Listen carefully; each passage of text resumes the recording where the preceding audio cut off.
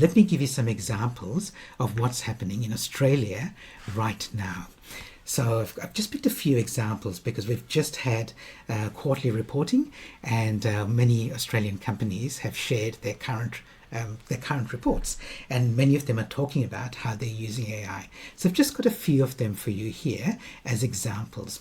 So Commonwealth Bank, one of the biggest companies in Australia, so they're using AI a lot for personalised offers to customers, especially through the CommBank app, and from a security viewpoint, for their customers, they are doing they're reviewing millions of transactions automatically to do things like detect online scams and look for things like and not just scams, but also for fraud and fraudulent transactions. And this is happening with AI, and the AI will try to do as much as it can automatically and then escalate things that it can't manage or things it's not sure about to a human if required. Okay, so CommBank's using AI in that way, and in many other ways as well. BHP is using AI very much in its exploration and all its operations, but it's using it to look at geological survey results to identify potential mining sites.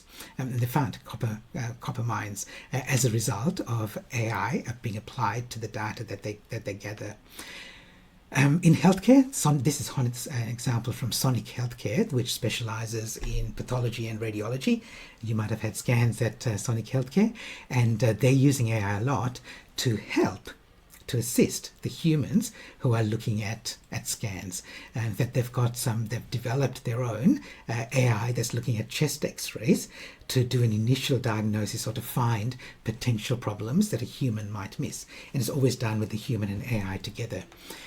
Here's another one. This is Origin Energy. So utilities are using AI a lot, and they're one particular use, and it's not just Origin doing it, but many are trying to predict the patterns of consumer use for energy. And there's some obvious things, like at the moment we're going through a heat wave in Perth this week, so we know that there's going to be an increased demand for electricity because of air conditioners. So there's some things like that which humans can say, based on this happening, this is going to happen. But the AI doesn't necessarily think that way. The AI just looks for patterns and then combines it with what's happening and then comes up with a prediction. So it can be smarter in quotation marks, than what necessarily the humans would say, oh, it's going to be a hot summer, so there's going to be more air conditioning. And then as a result of that, they use that for resource allocation. One other, this is REA Property. They've got a home styling tool for people who are doing renos. You can go online and you can do, you can design your whole reno, plan your reno, see what it looks like in 3D. And they're not the only people doing this. We've seen other people doing that in the past as well.